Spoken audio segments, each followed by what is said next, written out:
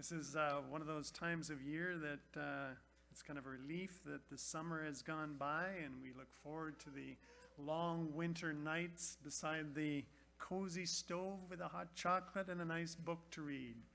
At least that's my, well, I hear a lot of amens there this morning. Yeah. This time is a harvest time. And in harvest time at our house, amongst other things, such as fruit flies, we attempt at some point to make some measure of applesauce and tomato sauce and tomato juice and grape juice and such. And one of the things that I enjoy is drinking a fresh glass of grape juice. And I don't know how many of you have had a fresh glass of grape juice. It requires a tremendous amount of grapes to make a glass of fresh squeezed grape juice. In fact, I think if I were to eat that many grapes all at once, I would have a terrible tummy ache. But taking the juice, I can tolerate it quite well, and I feel quite good about myself, yeah. And that's what I'd like to begin with this morning. I'm wanting to do something, and I think we all have to do it at some point, is to take this book, which is like a vat of grapes, and boil it down and refine it, so to speak, into something that we can manage, that we can put in our glass and drink, and that we can appreciate and take from it. Something will help us in our daily lives. The Bible, if I were to distill it, would be into 4 parts. We have creation, we have conflict, we have a covenant, and we have recreation. And you could actually distill it into 3 parts. 2 bookends, creation and recreation. And in the middle, we have conflict and we have covenant. God's covenant with man after sin came into this world. An example of this can be found in John chapter 1. In John chapter 1, verse 1, we read, "In the beginning, God," well, no, it says, "In the beginning was the Word, and the Word was with God, and the Word was God." Genesis 1, verse 1, we were doing in our Sabbath school lesson this week, told us that in the beginning, God created the heavens and the earth. The creation account is the first bookend of how we would distill the Bible story down to something we can tolerate. And then the conflict begins. Distrust of God and lack of faith in his promises, believing a lie, and suddenly enmity and hatred are planted in the human genome. But God doesn't leave us there, does he? He comes and makes a covenant, a promise to restore our brokenness, to heal our relationship with him and with each other. And then the other bookend, the promise we find in Revelation chapter 21, to recreate and to make things new again. Creation, conflict, covenant, and recreation. That's our grape juice for this morning. We could go home today because that's our message this morning. Our message describes how human nature battles between those 2 bookends, between conflict and covenant. We have conflict because we have enmity in our human nature against God, but he has the promise to make covenant with us. John 1, verse 1 says, "In the beginning was the Word, and the Word was with God, and the Word was God. And then he came unto his own," verse 11 says, "but his own received him not." Do you see the conflict there? John 1, verse 1 says there was a creation. John 1, verse 11 says there was a conflict. In verse 14, it says, "The Word became flesh and dwelt among us." The covenant. Jesus coming and being one with us, showing us how we ought to live. And in verse 12, once again, giving us the promise of recreation. "As many as receive him, to them gave he power to become the sons of God." 2 Corinthians 5 verse 17 says, if any man is in Christ, he is a new creation. That's right. That's that recreation. That's the Bible, distilled down into one glass. Creation, conflict, covenant, and recreation. Our message this morning is on the tale of two blind men who in their lives discovered the conflict and the covenant. I want to take you to, first of all, to Numbers chapter 22. Numbers chapter 22, we're going to look at two Israelites, one in the Old Testament and one in the New Testament. The first one, Israelite, circumcised, I'm sure, an upright Hebrew, follower of the law of God, blameless, of course, in his own eyes. And he's with the children of Israel as they're about to cross over into the promised land. And the children of Israel are moving up to the land of Moab. And the king of Moab is starting to get a little uneasy in his feet because the Israelites miraculously have already taken over parts of the promised land. They've overcome the Amalekites. And now Balak is concerned for his own hide and the people and his land. Not only has Israel shown supernatural power, not only are they a threat to Moab, he has already seen what they've done in overriding the Amalekites. And in verse 1 of chapter 22 we read, then the children of Israel moved and camped on the plains of Moab on the side of the Jordan across from Jericho. And Balak, the son of Zippor, saw all that Israel had done to the Amorites. He was afraid. And the Moab was exceedingly afraid of the people because there were so many. And Moab was sick with dread because of the children of Israel. The children of Israel, as we know, had spent 40 years in the desert, wandering, and now they've come back to the promised land. They're about to cross over, and the enemies of God's people feel threatened. What are they to do? Verse 4 tells us, so Moab sent to the elders of Midian, and Balak said, now this company will lick up everything around us, as an ox licks up grass from the field. And Balak, the son of Zippor, was king of the Moabites at that time. And so he sent messengers to Balaam, the son of Beor, at Pethor, which is near the river in the land of the sons of the people, to call on him, and says, look, a people has come from Egypt.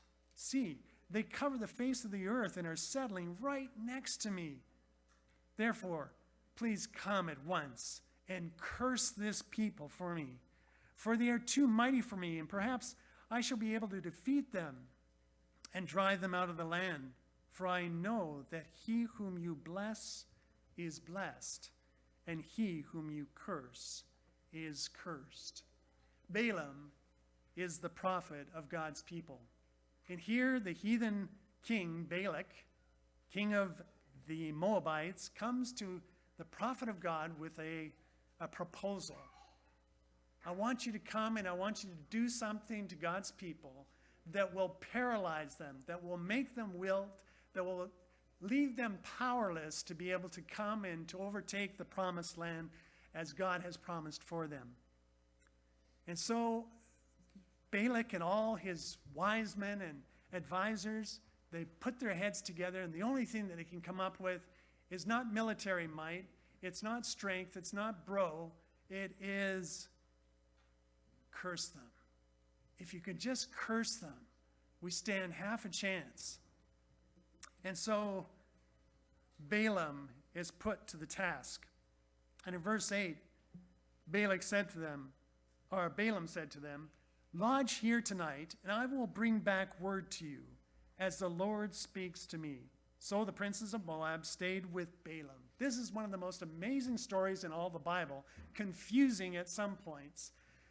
The fact that the prophet of God has to seek the Lord to ask whether or not he ought to curse Israel is a conundrum to me. Not to you? Why would the prophet of God ever consult the Lord whether or not he should be cursing Israel? Well, maybe he has some bones with some of the elders. Maybe he has a angst against some of the church members. I don't know. But surely there should be no reason to curse the whole nation of Israel. But Balaam seeks the Lord to ask for his wisdom. Verse 9 gives us God's response. Then God came to Balaam and said, "Who are these men with you?" And so Balaam said to God, "Balak, the son of Zippor, the king of Moab, has sent to me, saying, 'Look, a people has come out of Egypt. They cover the face of the earth. Now come curse them for me. Perhaps I shall be able to overcome them and drive them out.'" And God's response is in verse 12. And God said to Balaam, "You shall not curse them or go with them. You shall not go with them. You shall not curse the people, for they are blessed." Have you been blessed by God? I believe we have all been blessed by God. God's people are blessed. Does God bless only his people? Why, no, he sends the rain on the just and the unjust. But there is a special blessing to be one of God's chosen people, and so it was for the children of Israel. Balaam is refused his request. Balaam then turns back to the princes of Balak, and in verse 13, he says to the princes of Balak, "Go back to your land, for the Lord has refused to give me permission to go with you." And it's interesting that as you read through these stories, that sometimes the whole story is not really told. And so Balaam is retelling the princes of Balak, but he only tells half the story. Notice in verse 13 again, "Go back to your land, for the Lord has refused to give me permission to go with you." Was there anything else that the Lord refused Balaam to do? We have to go back to verse 12 to find out. He said that you're not to go with them and you're not to curse them. Interesting. Kind of missed that, didn't you, Balaam? Balaam says, "I just can't come with you guys, okay? Get out of here." And so the princes of Balak, they leave, and they're on the way back to Moab. And they get to the king, and they tell him, "He can't come with us." And so the king naturally thinks, he's just holding out on us. He wants more reward.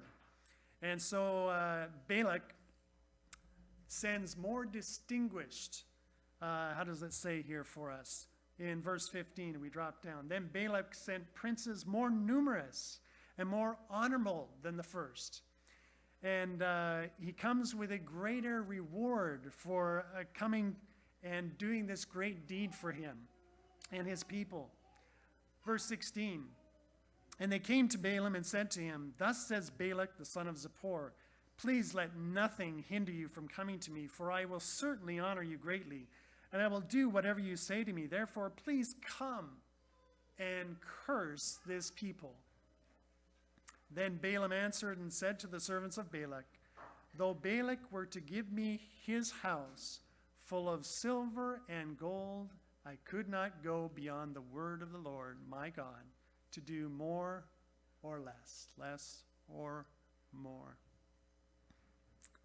A new offer, silver, gold, all that Balaam could acquire could be his power, riches, if he would just do one thing, curse Israel. It took three attempts, and all three attempts seemed to be thwarted. You see, the prophet of God, particularly in Old Testament times, was one that spoke as the voice of God to the people. And so Balaam, though he was not following in the will of God, was the voice of God to Balaam and to Balak. He was the voice of God with a message not only for Balak, but for the children of Israel. And so he had Balak set up 7 altars, And on those 7 altars, he had 7 rams and 7 bulls, and they offered offerings to the Lord. And while they were offering these offerings to the Lord, Balaam went and sought the Lord as to what he could say, because he couldn't say anything on his own. And so he came with the word of the Lord, the word that God put in Balaam's mouth. And this is how it went. But before he was able to get to that point, Balaam continued striving to comply with Balak's request. And so he gets on his donkey and he goes with the princes of Balak. And as he's going along the road, something happens. You all know the story. An angel of the Lord stood in his way. And the donkey that he's riding on turns off the road. And what do you do when your horse doesn't stay on the right track? You give him a little nick and pull on the bridle, and he comes back into line, right? But Balaam's donkey didn't do that. In fact, he whipped him, the Bible says, and he went off the road. Well, he went down the narrow part of the side of the road, and to a place where it got too tight for him, his donkey, and him and the angel of the Lord to be able to get through. And so Balaam's foot was crushed, it says. And once again, Balaam whipped his donkey. And then they got to a very narrow place. They're off the road, off the side road, and they're in the rows of the vineyard. And they get to a place where there's no room on the right or the left to escape. The angel of the Lord is standing in front of them, and the donkey collapses underneath Balaam. And what does Balaam do? He beats his donkey. And let's see here. We are in verse 25. And the donkey saw the angel of the Lord. She pushed herself against the wall and crushed Balaam's foot against it. Then the angel of the Lord went further and stood in the narrow place where there was no way to turn, either to the right hand or to the left. And when the donkey saw the angel of the Lord, she lay down under Balaam. So Balaam's anger arose, and he struck the donkey with his staff. And then the Lord opened the mouth of the donkey. And this is the only place that I know of in the Bible where an animal speaks to a human being. And she says to Balaam, "What have I done to you that you have struck me these 3 times? And Balaam said to the donkey, "Because you have abused me, I wish there were a sword in my hand, for now I would kill you." What a scene. A prophet of God speaking to his donkey, and the donkey replying. And so the donkey continues, "Balaam, am I not your donkey on which you have ridden ever since I became yours to this day? Was I ever disposed to do this to you?" And he said, "No." Can you imagine this prophet of God, this mighty man of God, who at the request of the heathen king going out to curse a whole nation, is now disposed to speaking to his donkey and threatening to kill it, yet powerless to do so? Verse 31, Now the Lord opened Balaam's eyes. Now the Lord opened Balaam's eyes, and he saw the angel of the Lord standing in the way with his sword drawn in his hand, and he bowed on his face and fell. He bowed on his head and fell flat on his face. Interesting that a donkey can see the angel of the Lord standing in the way. Has the angel of the Lord ever stood in your way? He has mine. And I bark and complain, and I grumble, and I wish things weren't the way they are, and they are. And the Lord is saying, hang on, hang on. And sometimes we grope around in a little bit of darkness, trying to feel our way, what's the right way to go, and not knowing the end from the beginning. Sometimes it's hard to know. But then the Lord shines a light on our path, and we say, yes, this is the way, walk ye in it. The blind Balaam was now, his eyes had been opened, and he saw the angel of the Lord standing in his way. And the Bible says he responded by falling on his face and repenting. Verse 34. And Balaam said to the angel of the Lord, I have sinned, for I did not know you stood in the way against me. And then he asks this interesting question, another one. Verse 34. I have sinned, for I did not know you stood in the way against me. Now, therefore, if it displeases you, I will turn back. Do you think cursing God's people is displeasing to the Lord? If it displeases you, I will turn back, says Balaam. It's interesting, God's response. God's in this whole thing together, and he's just smiling away because he's wanting to reach Balaam. He's wanting to reach his people. He's wanting to reach Balak, and he's wanting to reach all the Moabite people. And he's saying, no. Verse 35, the angel of the Lord said to Balaam, no, go with these men, but only the word that I speak to you, that you shall speak. So Balaam went with the princes of Balak.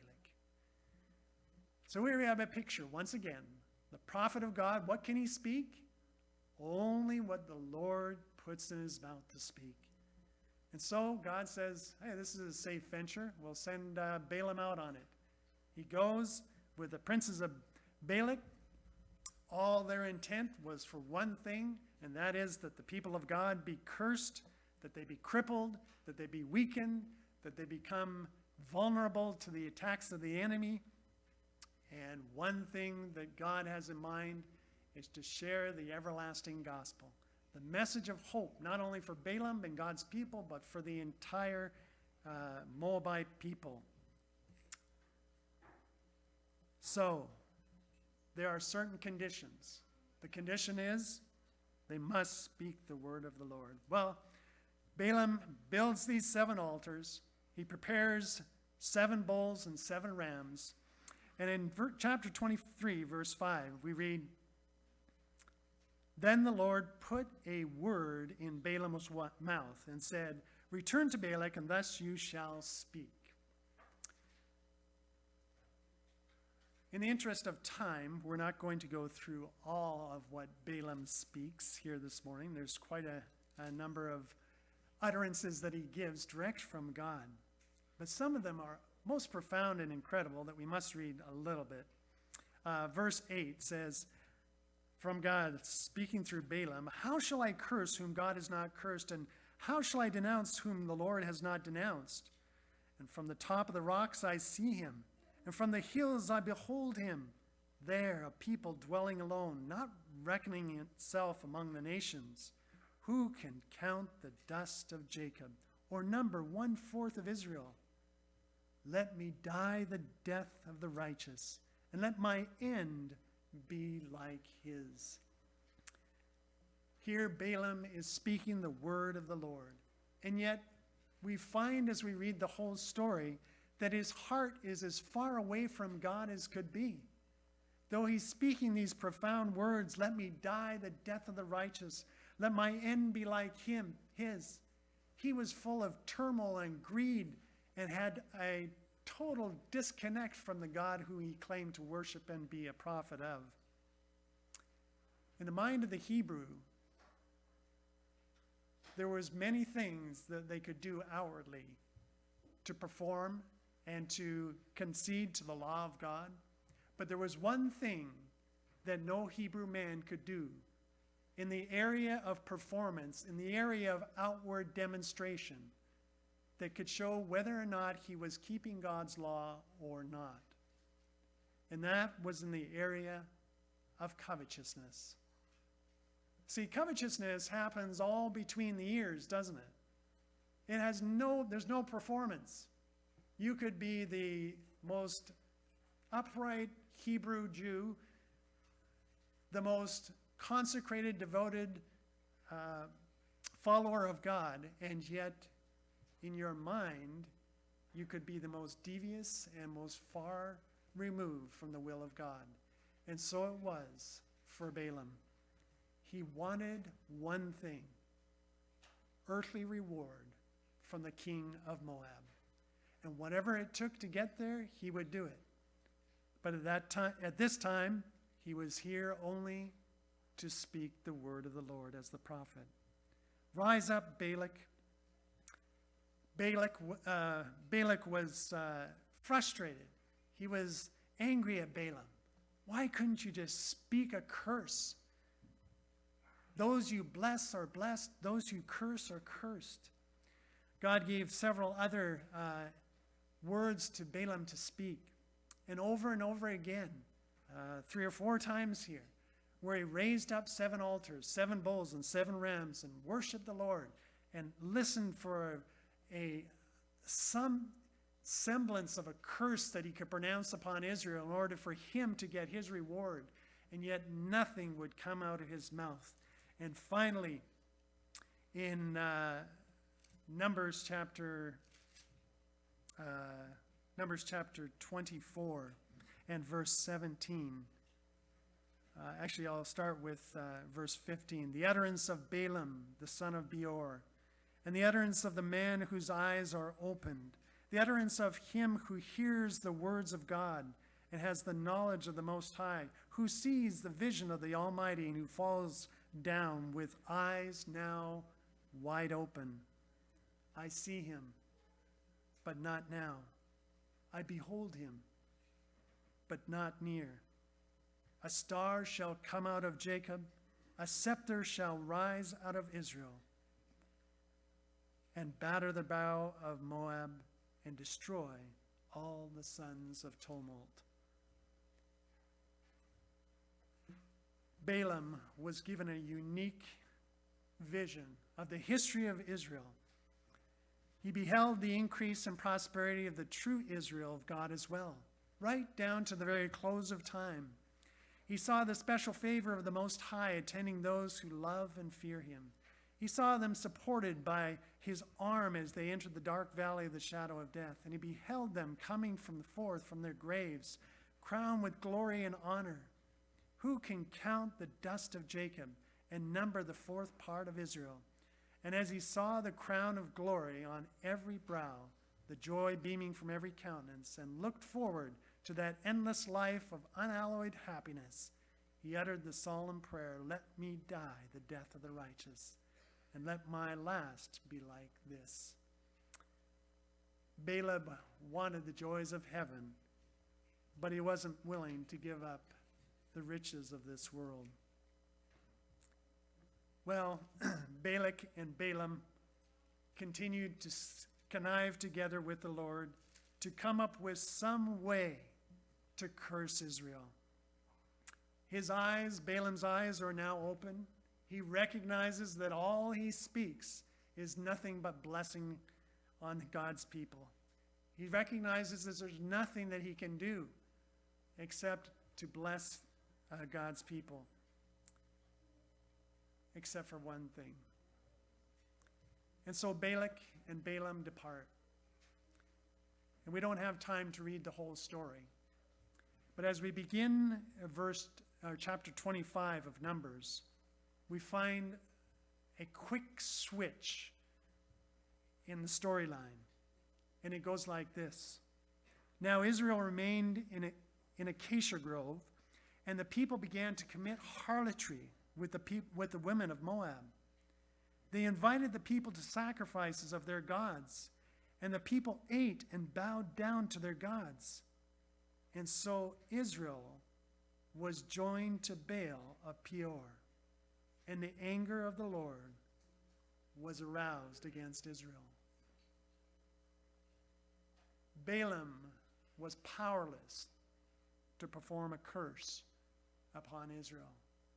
But as we continue to read through the book of Numbers, we find that Balaam orchestrated events to allow God's people to be seduced by the women of Moab and to commit adultery on the very border of Canaan. How blind could the people of Israel be? You know, we're looking back thousands of years ago, but really, are we looking at today? We are on the borders of Canaan. And God's people are being seduced and are being tempted by the women of Moab. Where do you stand today? Are you on God's side?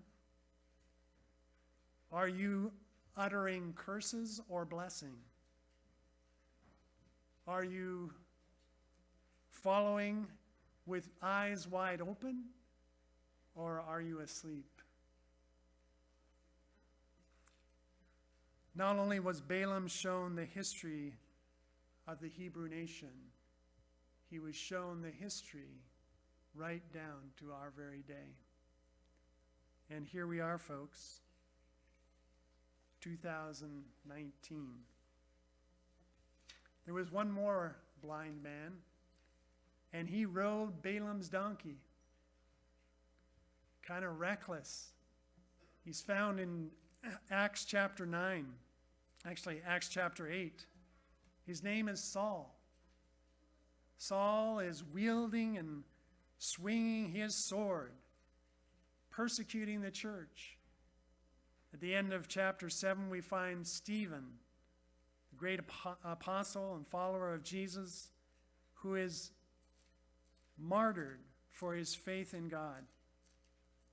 And Paul standing by, and the Bible says in Romans chapter 8, verse 1, now Saul, consenting to the death of Stephen, and at that time great persecution rose against the church. And people were scattered throughout all Judea. As for Saul, he made havoc of the church, entering every home and dragging off men and women and committing them to prison. Yeah, Saul was riding Balaam's donkey. He was out and he was reckless, and he was doing whatever he could to curse and destroy Israel. But then something happened to Saul. And if we turn to Acts chapter 22, he's telling his story. A story very similar in many ways to Balaam's, because he was stopped in his tracks. And in Acts chapter 22, beginning of verse 6, he gives this account. Now it happened to me, as I journeyed and came near Damascus, about noon, suddenly a great light from heaven shone around me. And I fell to the ground and heard a voice saying to me, Saul, Saul, why are you persecuting me? And I answered, who are you, Lord? And he said to me, I'm Jesus of Nazareth, who you are persecuting. And those who were with me indeed saw the light and were afraid. But when they did not hear the voice of him who spoke to me, so I said, what shall I do, Lord? And the Lord said to me, arise and go into Damascus, and there you will be told all things which are appointed for you to do. And since I couldn't see for the glory of that light, being led by the hand of those who were with me, I came into Damascus. Saul was on his donkey, so to speak, wielding his sword, persecuting the church, doing everything he could do to bring destruction in his path. And the light of Jesus shone on him. The only difference that I see between Saul and Balaam is in verse 9 here. And it spoke to me as I read it this week again. Actually, it's verse 10. The apostle Saul, before he became the apostle Paul, says, what shall I do, Lord? What shall I do? He was blinded for 3 days. And he had time to think about that before a man named Ananias came and put his hands on Saul and healed him of his blindness, and he was able to go on to be one of the greatest preachers ever. He composed most of the New Testament for us in letters to the churches. When we commit ourselves to God, do we ask, "What shall I do, Lord?" Do you ever find yourself in a hard spot like Balaam and Saul? Maybe at the end of your rope, maybe not knowing which way to turn. Can we ask, "What shall I do, Lord?" Maybe it's in your marriage. Maybe it's in your parenting. Maybe it's in your business transactions. Maybe it's in your schooling. Boy, when I think about all these things, I can say, yeah, I wish I had asked this question more often. Lord, what shall I do? 2 Chronicles 7, verse 14, gives us these special words of wisdom that as we close this morning, I think will be a blessing to us as God's Laodicean church who are blind and are needing the light of God's love. 2 Corinthians 7, verse 14 says, "If my people who are called by my name will humble themselves and pray and seek my face and turn from their wicked ways, then will I hear from heaven and I will forgive their sin and heal their land." Lord, what shall I do? That's what I want to know.